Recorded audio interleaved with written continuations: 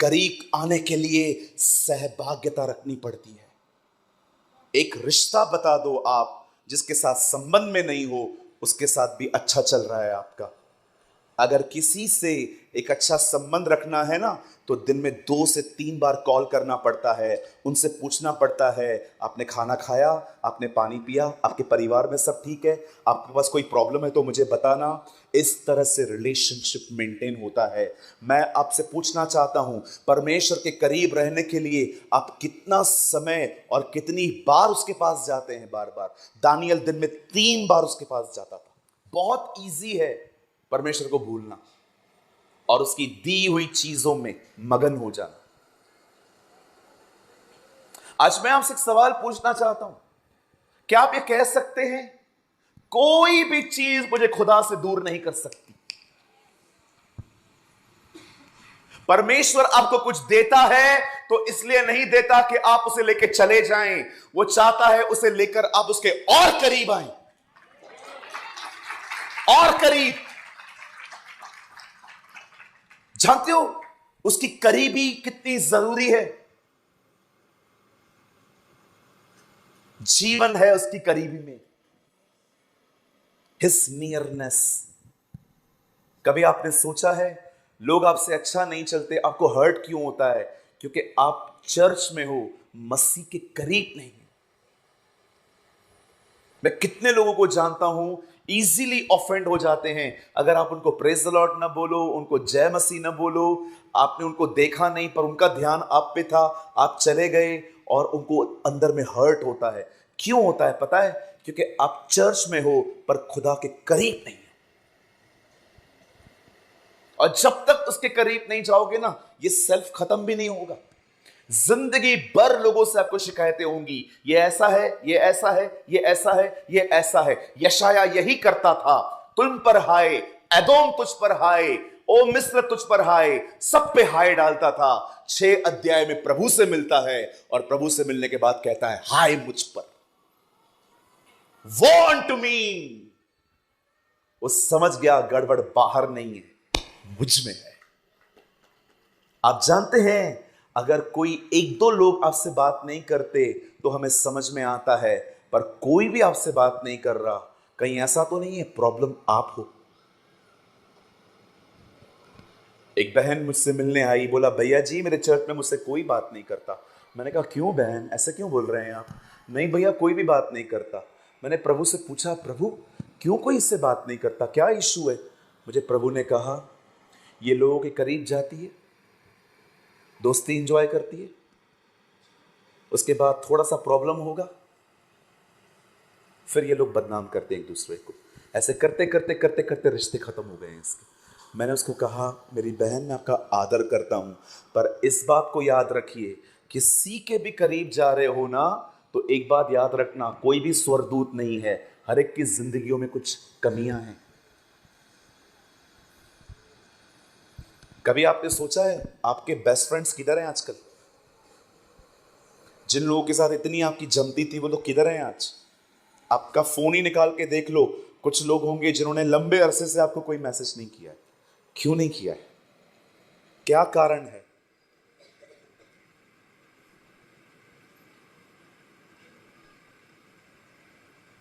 मूसा कहता है उसके करीब बने रहो। क्या आपने पवित्र शास्त्र को पढ़ते हुए इस बात को देखा? जब परमेश्वर आदम को बनाता है तो कहता है हे आदम तू सब खा सकता है एक को छोड़कर, जिस दिन तू खाएगा उस दिन तू मरेगा। बाइबल पढ़ के देखिए, आदम फल खाने के 930 साल बाद मरा है। परमेश्वर ने कहा उसी दिन मरेगा तू, उसी समय मरेगा। कहां मरा वो प्रभु? वो तो 930 साल के बाद मरा है। हमारी नजर में और परमेश्वर की नजर में मौत बिल्कुल अलग चीज है। हमारे डिक्शनरी में मौत है जान निकल गई, बंदा जमीन पे गिरा। जानते हो परमेश्वर मौत किस चीज को कहता है? जब एक व्यक्ति उससे अलग हो जाता है, उसका संबंध उससे टूट जाता है, परमेश्वर इस चीज को मौत कहता है।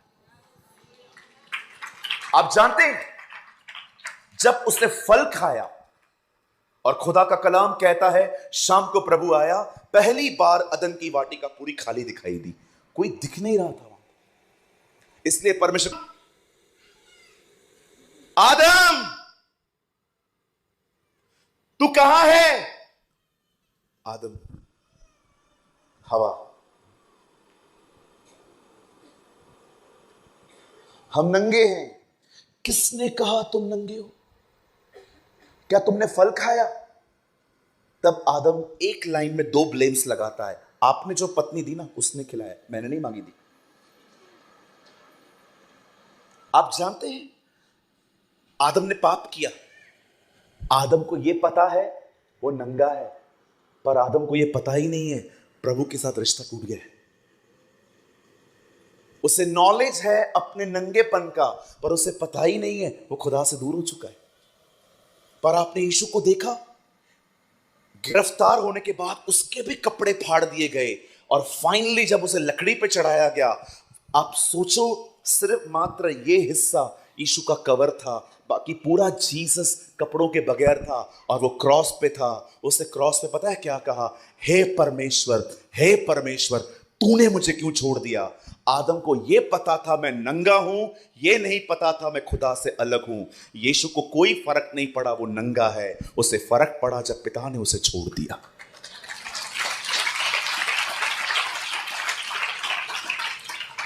मैं आपसे पूछना चाहता हूं, क्या आप इन दिनों में उसके करीब हैं? करीब आने के लिए सहभागिता रखनी पड़ती है। एक रिश्ता बता दो आप जिसके साथ संबंध में नहीं हो, उसके साथ भी अच्छा चल रहा है आपका। अगर किसी से एक अच्छा संबंध रखना है ना, तो दिन में 2 से 3 बार कॉल करना पड़ता है, उनसे पूछना पड़ता है आपने खाना खाया, आपने पानी पिया, आपके परिवार में सब ठीक है, आपके पास कोई प्रॉब्लम है तो मुझे बताना। इस तरह से रिलेशनशिप मेंटेन होता है। मैं आपसे पूछना चाहता हूं, परमेश्वर के करीब रहने के लिए आप कितना समय और कितनी बार उसके पास जाते हैं? बार बार। दानियल दिन में 3 बार उसके पास जाता था, 3 times। मैं जो कह रहा हूं, मुझे नहीं पता है आप में से कितने लोग मेरे साथ एग्री होंगे, पर मैं 100% सहमत हूं। मैं आपको सच कहता हूं, जितनी आज की पीढ़ी परमेश्वर से दूर है, कोई पीढ़ी परमेश्वर से इतनी दूर नहीं थी। जाइए इतिहास पढ़ के देखिए, हर समय परमेश्वर ने किस न किस को खड़ा किया। जब परमेश्वर ने देखा कि जस्टिफिकेशन बाय फेथ बंद हो चुका है, विश्वास के द्वारा धर्मी ठहरना बंद हो चुका है, तब परमेश्वर ने मार्टिन लूथर को उठाया। जब परमेश्वर ने देखा कि पवित्र आत्मा का बपतिस्मा प्रचार होना बंद हो चुका है, तब परमेश्वर ने विलियम बूथ को उठाया। जब परमेश्वर ने देखा कि उसके प्रेम के बारे में कोई नहीं बताता, तब परमेश्वर ने साधु सुंदर सिंह को उठाया।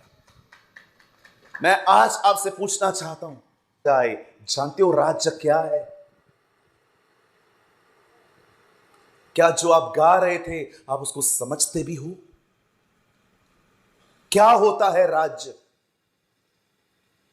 आप भारत में गवर्नमेंट्स देखते हो, दुबई में कोई गवर्नमेंट नहीं है, वहां किंगडम है। हमारे यहां पर कैसे है? मिलीजुली सरकार है। हम वर्ड यूज करते हैं गवर्नमेंट। दुबई, कतार, ओमान, जब आप इस तरफ अरब कंट्रियों में जाओगे, आपको कोई वर्ड नहीं मिलेगा गवर्नमेंट। सब वहां पर शेख, राजा लोग हैं, किंगडम कहा जाता है उन्हें, किंगडम। किंग वहां पर राज्य करते हैं, और जो राजा कहता है सबको मानना पड़ता है। जब हम कहते हैं उसका राज्य आए, इसका मतलब क्या है? हमारे राजा की हमारे बीच में चलनी चाहिए।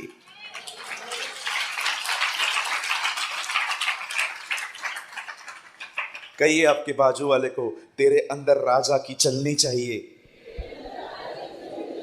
हाँ, राजा बोलता है आप लोगों को एनिमल मूवी मत देखो, फिर भी जाएंगे, है ना? राजा कई बार बोलता है ब्याज पे पैसा मत चला, तो भी राजा की नहीं सुनते। राजा बोलता है शेयर मार्केट में पैसे मत लगा, फिर भी लगाएंगे। राजा कहता है अन्य जातियों में विवाह मत करो, तो भी करेंगे। कहां है उसका राज्य? राज्य में राजा की चलती है।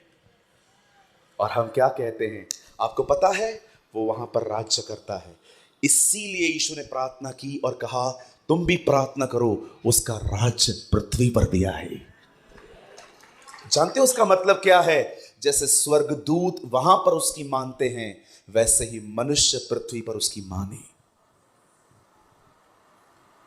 हालेलुया, बोलो यीशु मसीह की। कितने लोग मेरी बातों को समझ पा रहे हैं? बता, अभी मुंह मत करिएगा।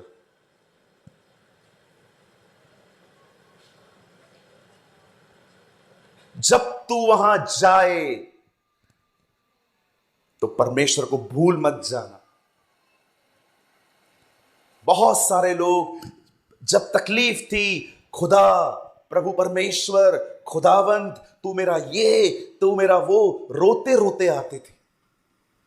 जैसे चीज मिल गई ठंडे हो गए। लिसन टू मी, सबसे डेंजरस टाइम वो नहीं होता जब आपकी जिंदगी में प्रॉब्लम्स हैं। सबसे डेंजर टाइम वो होता है जब चारों तरफ से विश्राम है।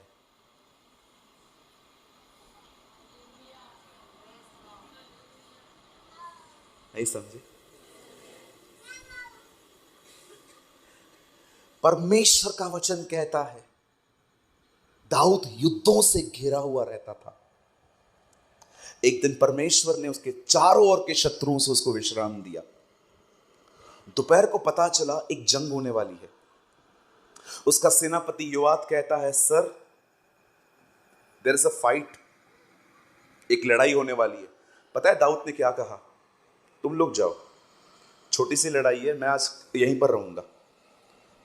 दोपहर में अपने पलंग पे सोया था, करवटें ले रहा था, नींद नहीं आ रही थी, ऐसे वैसे वैसे वैसे करता जा रहा था। आपको पता है उसके बाद क्या हुआ? बोर होकर टेरेस पे चला गया। टेरेस पे जाते ही उसका ध्यान एक वॉशरूम की तरफ गया जहां पर एक औरत नहा रही थी। उसको देख देख के बंदे के अंदर गंदे ख्याल आए। ये भी नहीं देखा वो मैरिड है, कौन है। अपने सेनापति को बोलता है जाओ उसको बुला के आओ। उसके साथ व्यभिचार करता है और व्यभिचार को छुपाने के लिए उसको पति को भी मरवाता है। जानते हो ये सब कब शुरू हुआ? जब सब ठीक था। कुछ लोगों को लगता है सबसे खतरनाक टाइम वो होता है जब विपत्तियां हैं। मैं आपको कहना चाहता हूं विपत्तियों में उल्टा सब प्रभु के करीब रहते हैं। तकलीफ होती है, डर लगता है। सबसे डेंजर टाइम तब होता है जब सब अच्छा चल रहा है।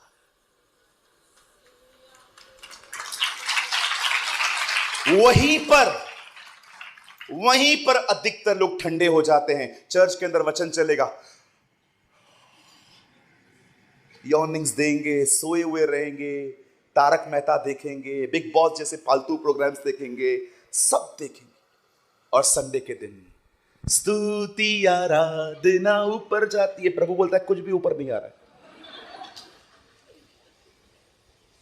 6 दिन सब करेंगे, होल डे सेल्फियां निकालेंगे ठंडे लोग, और नहीं तो क्या, सारा दिन सेल्फियां निकालेंगे, घूमेंगे फिरेंगे, कुछ भी नहीं करेंगे खुदा के लिए। बस सारी जिम्मेदारी पास्टर की है। हम तो मस्त। आजकल सबको शॉर्टकट चाहिए। उपवास पास्टर करे, बाइबल सारा दिन पास्टर पढ़े, सब कुछ पास्टर करे, हमारे ऊपर सिर्फ हाथ रख दो, है ना? आजकल लोगों को चाहिए क्या? यही 3 चीजें चाहिए, चमत्कार, भविष्यवाणी, हाथ रखो।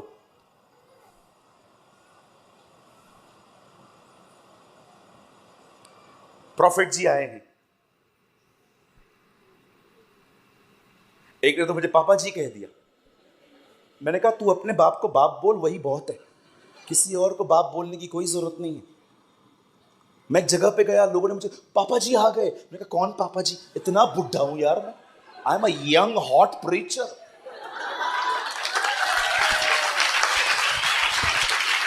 बोलो अपने बाजू वाले को, अपने बाजू वाले को बोलो, अपने बाप को बाप बोलो, यही काफी है।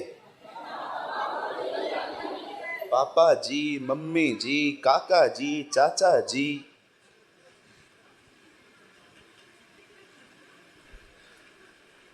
तो ब्रदर आप इसके खिलाफ हो? नहीं, बाइबल में स्पिरिचुअल फादर का दर्जा है, लेकिन जबरदस्ती नहीं कि मुझे बोलना ही पड़ेगा। अथॉरिटी कभी ऊपर से नहीं आती है, नीचे से आती है। हम एक ऐसी जिंदगी जिए कि हमारी चर्च खुद आके कहे, पास्टर मैं आपके अधीनता में जिंदगी जीना चाहता हूं। जबरदस्ती किसको भी नहीं की, मेरी अधीनता में जियो, तुम मेरा बेड़ है, इधर उधर नहीं जाने का, तुम मेरी बेड़ है। प्रभु ने कहा बेड़ मेरी है, पास्टर बोलता है बेड़ मेरी है। बेड़ कंफ्यूज है, मैं किसकी हूं? मैं आपको बताना चाहता हूं, आप किसी के भी नहीं हो, आप सिर्फ यीशु मसीह के हो। जीसस का कॉपीराइट है आपके ऊपर।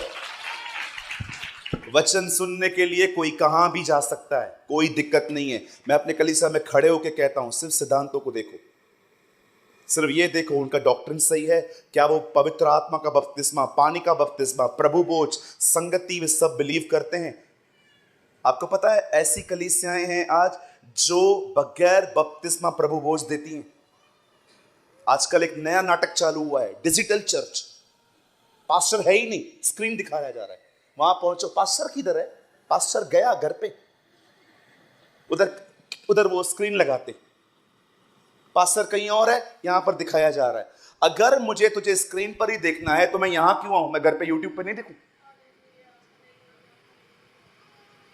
नहीं, आओ इधर, पैसा कैसे मिलेगा? बचिए, डिजिटल चर्च नाम की कोई चर्च नहीं होती। प्रभु अपनी कलीसिया में अपने अगुओं को रखता है, अपने शेफर्ड्स को रखता है। इन सबको आपका पैसा चाहिए। बोलो बाजू को, पैसा चाहिए। मैं एक जगह पे था, किसी ने मुझे कहा, ब्रदर हमको बताओ ना प्रॉफिट कौन होता है, सच्चा प्रॉफिट। आओ मैं आपको बताता हूं आज। यहां देखो, तुम लोग भी इधर देखो, बताओ ये किस चीज का साइन है? हाँ, सब करके देखो। हाँ, तू मुझसे मत मांग बहन, खाली ऐसे कर, ऐसे करो, बोलो मेरे पीछे, करना, तू भी करना भाई, करना। ईमेल भेजू क्या? करो, ऐसे करो, सबको करना पड़ेगा, नहीं तो मैं बंद कर रहा हूं। सब करो, बोलो मेरे पीछे। हाँ, बाहर वाले वीआईपी लोग बोलो, जो प्रॉफिट के पीछे नहीं है वो रियल प्रॉफिट है।